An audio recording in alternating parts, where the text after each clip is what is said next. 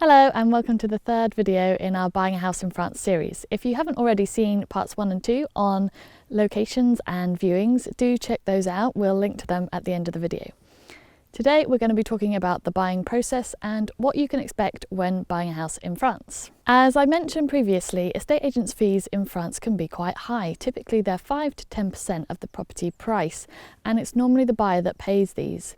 However, they're set by either the individual agent or the estate agency, so they're not set in stone and there is some wiggle room.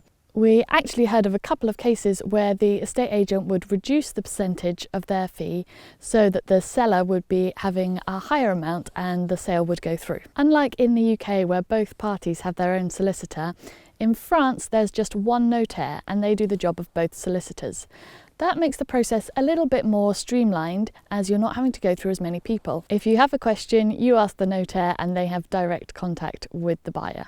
When you're buying a house in France, it's really important not to forget the notaire's fees, as these will be additional on top of the price of the house. They're typically around 7 to 8% of the property price, so quite a substantial amount of money. While they're commonly referred to as notaire fees, the reality is most of them are going to taxes and things like that, and actually the money isn't going to the notaire. It's also quite common that many months down the line you'll get some of that money back, only a little bit, but it's a nice bonus. So the first part of the buying process is obviously putting in an offer. If that is accepted, then they will prepare the diagnostic report. This is paid for by the seller and covers things like gas, electrics, the septic tank, asbestos. Big topics. It's important to note that it's nowhere near as thorough as a survey in the UK. So if you're looking for a structural survey, it's important to get your own done, either by finding a surveyor or a builder that can go out to the property and have a thorough look at it for you. Once the report is done, then either the notaire or the estate agent will draw up the compromis de vente. This is the agreement that you're going to buy the house and the seller is going to sell the house. Once you sign this, you have a calling off period of 2 weeks. At the end of that, you pay a deposit, which is 10% of the property price.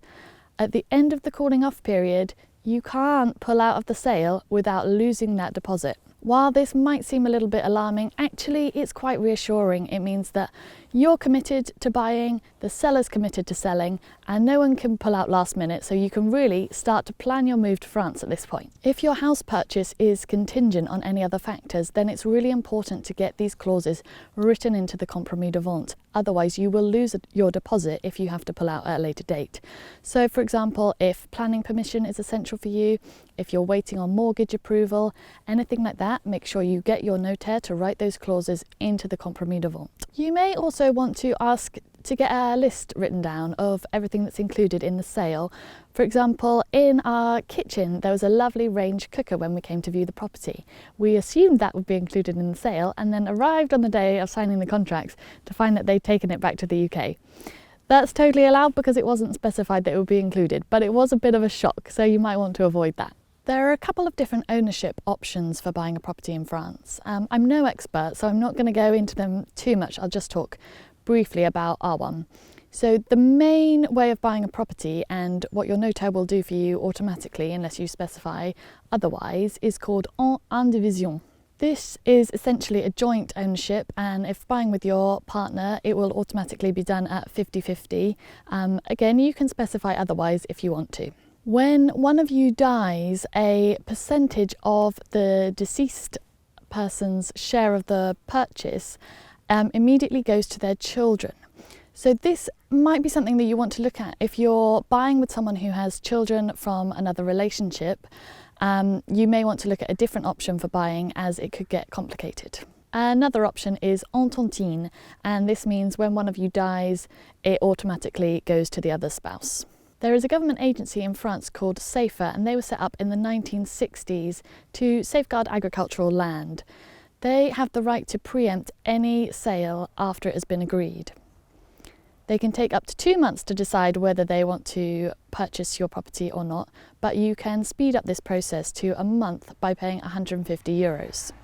For a property in our area with little to no agricultural land, it's really more of a formality and very unlikely that they actually are going to purchase the property. Once that's done, you need to arrange for the remaining funds to be transferred to the notaire a couple of days before the completion date. The last thing is the acte de vente. You will go to the notaire's office and sign this. They'll talk you through the whole contract. You may want to have a translator there if they don't speak English or you don't speak very good French. You sign the contract, you get the keys, and you're living in France. Bienvenue! I hope you found this video useful. The next video in the series will be on exchanging currencies. See you then!